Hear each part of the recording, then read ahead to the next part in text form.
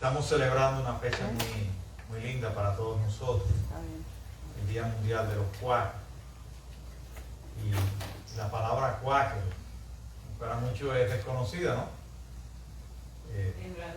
Recuerdo que una vez pasaron unas personas por frente a la iglesia de Puerto Padre, leyeron el cartel, parece que no leyeron bien, y dijeron: ¿cómo es eso? Esta es la iglesia de los cuatreros.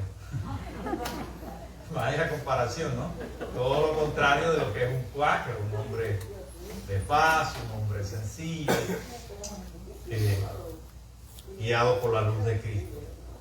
Yo en esta mañana, que va a haber varios hermanos, entonces no quiero extenderme mucho. En el momento en que Jesús es apresado, en el momento en que Jesús es apresado, Pedro sacó su espada y le cortó la oreja a Malco, que era el ayudante del sumo sacerdote. Y Jesús le dio una lección en ese momento. El que a espada mata, a espada morirá. Yo en esta mañana, un poco reflexionando en la historia de los cuáqueros, de aquellos que eran muy firmes en su verdad, que cuando sentían la presencia de ese Cristo vivo en sus reuniones de adoración, esa presencia en medio los inundaba de un poder tan grande que ellos rechazaban toda ocasión de guerra.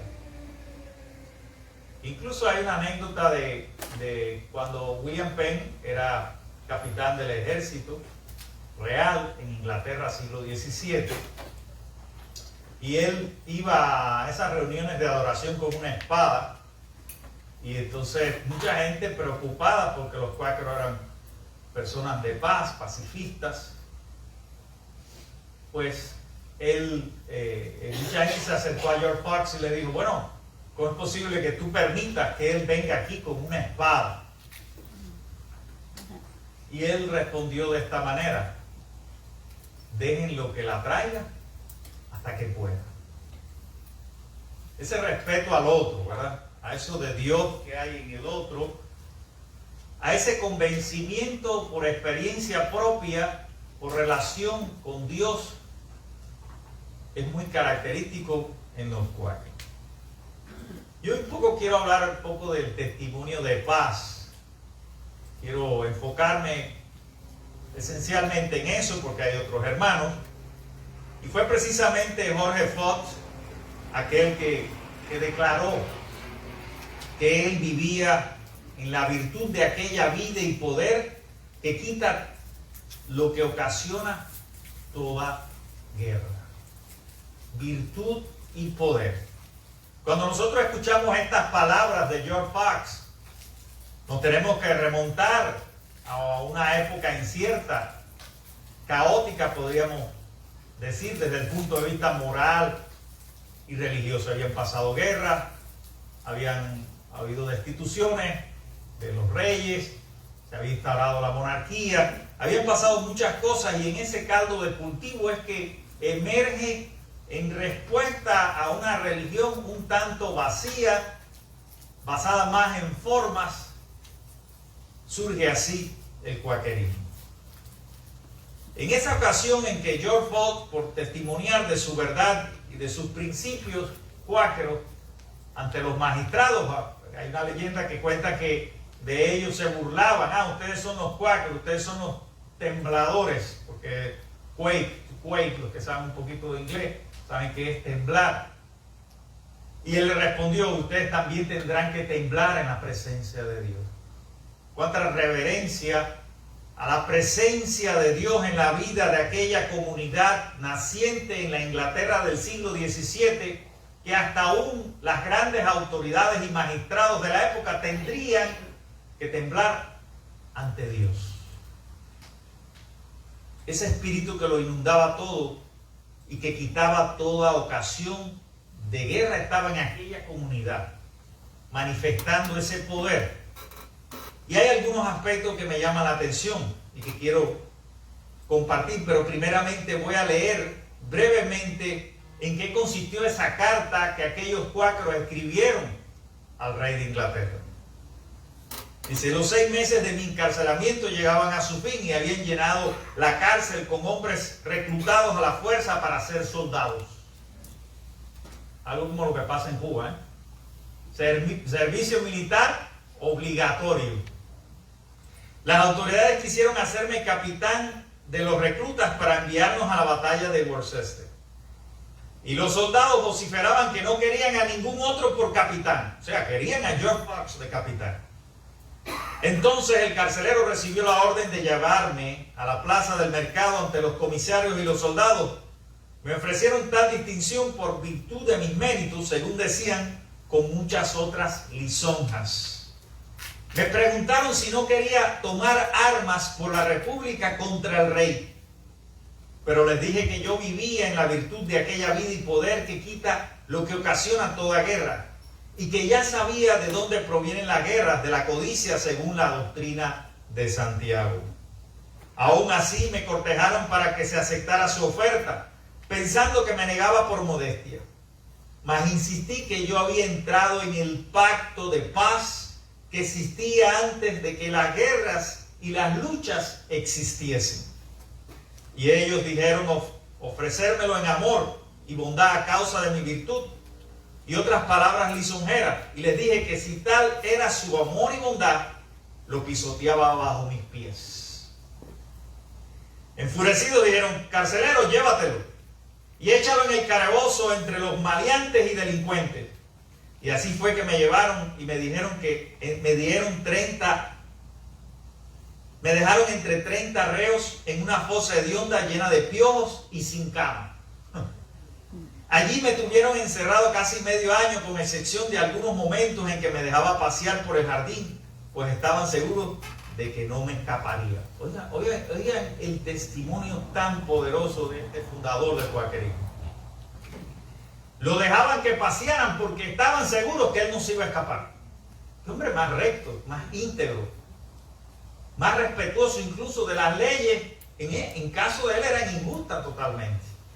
Lo querían obligar a tomar las armas, pero él vivía en una virtud y en un poder que quita toda ocasión de guerra. Dice, cuando se acercaba la batalla de Worcester, el juez Bennett mandó a los alguaciles para hacerme soldado forzado. Oigan bien, puesto que me negaba a ser oficial. Le dije que había sido apartado de guerras externas. Vinieron de nuevo a la fosa para darme el bono de reclutamiento, pero no lo acepté. Después de un rato regresaron por la noche y me llevaron ante los comisarios y dijeron que me iban a mandar como soldado, pero les dije que yo estaba muerto para eso. Dijeron que yo estaba vivo. Les dije, donde hay celos y odio, allí hay perturbación. 2 veces me ofrecieron dinero y me negué a aceptarlo. Enfurecidos me condenaron a encarcelamiento estricto, sin posibilidad de fianza ni fiador. La historia cuáquera, nuestras raíces, nuestros orígenes, se remontan al siglo XVII, pero fueron escritas muchas veces con sangre, con prisión, con destierro, con muchas cosas. Hay algo que me llama la atención en esta carta. Por supuesto es una fracción, porque la carta es mucho más larga. Y es precisamente que cuando uno va al Evangelio de Jesús, cuando escucha las palabras de Jesús a Pedro, no uses tu espada, porque el que espada mata, a espada morirás. Cuando uno, basado en esa experiencia del amor de Dios y de la bondad de Dios, que no da ocasión a ningún ejercicio o coerción contra otro prójimo, contra otro ser humano, uno se pregunta en esta historia humana donde han habido tantas guerras, ¿cómo es posible que después de que este mensaje que ha sido escuchado por tantas generaciones durante más de 2000 años y todavía en el mundo de hoy nos preparemos, nos adiestremos para la guerra? Y estamos hablando de una guerra externa. Y yo creo que cuando Jesús les dice, mi paz os dejo, mi paz os doy. Cuando Jesús se hace en medio de aquellos discípulos que estaban temerosos por lo que le había acontecido a su maestro, que había sido llevado a la cruz. Y cuando Jesús se aparece resucitado en medio de él y dice, paz a vosotros, hay un mensaje muy profundo que trasciende incluso la vida externa y que llega a nuestros corazones. Porque tenemos que preguntarnos en esta mañana, ¿cuáles son esas codicias que aún están como semillas del maligno en nuestros corazones y que no nos permiten experimentar esa paz verdadera? Esa paz que el mundo no puede dar. Esa paz que no es ausencia de los conflictos externos. Es una paz del corazón. Es una paz espiritual muy profunda, que tiene profundas raíces precisamente en esa relación continua con nuestro Creador, en esa presencia viva de Jesucristo en nosotros. Por eso en esta mañana, aunque no hayamos venido como lo hizo William Penn con una espada, tenemos que preguntarnos si todavía en nuestras alforjas cargamos alguna espada. O cuáles son esas armas materiales y carnales que aún no nos permiten reconciliarnos y perdonarnos y llevar adelante un testimonio de paz en medio de este mundo. Cómo librarnos de la codicia. Como decía Santiago, yo sé de dónde vienen todas las guerras, de la codicia humana, de lo que codiciamos, de lo que queremos tener. Y codiciamos y usamos todos los medios para alcanzar. O sea que un primer paso sería reconocer nuestra necesidad de Dios.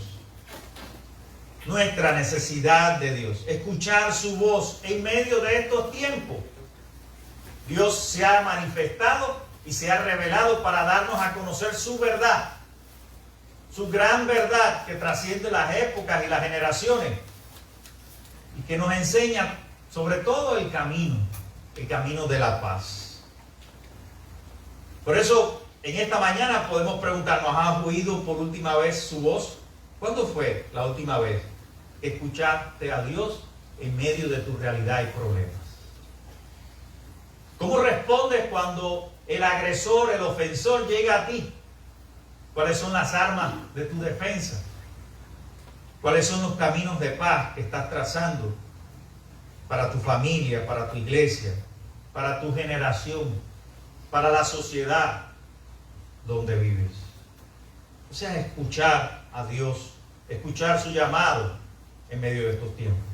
Lo segundo es confiar en el poder de Dios. Porque cuando nosotros usamos nuestro poder tan limitado y a veces mezquino, no estamos confiando en Dios. Cuando nosotros dejamos que sea precisamente Dios el que tome las riendas del asunto y del problema, y nos sentamos a esperar que sea Dios mismo el que obre en nosotros y en el otro, para que se resuelvan nuestros problemas. A mí me pasó algo muy bonito en este tiempo. Sentí competencia, vivimos en un mundo de mucha competencia. Y cuando ya empezamos a peinar canos nos quieren sacar del trabajo. La verdad es, ya no somos útiles. Cuando dejamos de ser útiles en una sociedad utilitaria, usted sabe dónde va a ser su final. Sin embargo, aunque sentía la presión, no lo dude usted, pasó algo que creo que no fue ni siquiera justo. Esto no sé si lo va a entender, pero Dios obra a veces por caminos misteriosos y restauró y puso las cosas en orden, de manera que yo sentí paz en mi corazón y que toda esa oposición se diluyó.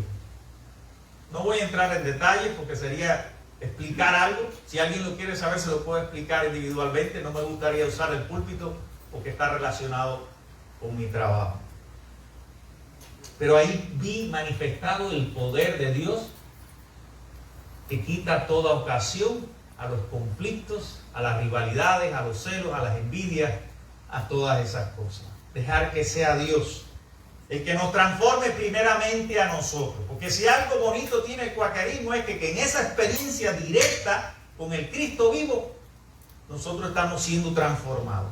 Y en la medida que somos transformados y convirtiéndonos en agentes de cambio, muchas personas a través de nuestro testimonio también pueden ser transformadas. también pueden ser guiadas a esa verdad que quita toda ocasión de guerra, de esa verdad que nos cambia para siempre, que nos lleva a perdonar y a reconciliarnos con aquellos que nos son antagónicos.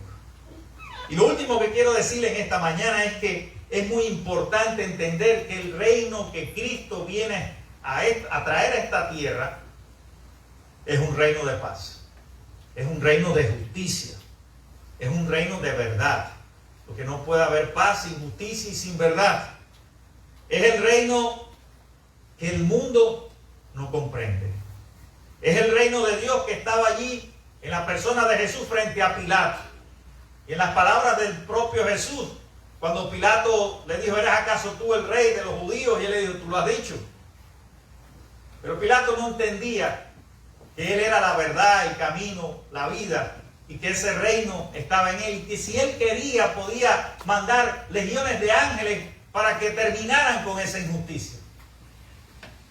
Pero su reino no era por la fuerza, era un reino espiritual.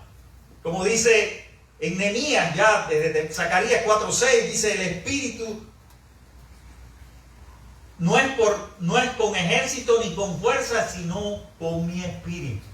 O sea, no se trata del poder humano, del poder militar, del poder político. No se trata del poder de las palabras incluso.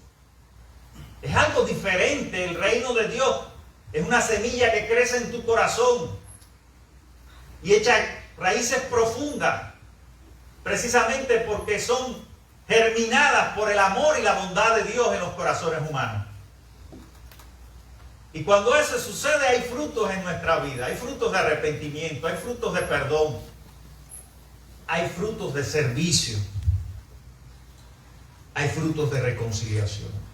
Así que mi llamado en esta mañana es: no nos adiestremos más para los conflictos y las guerras.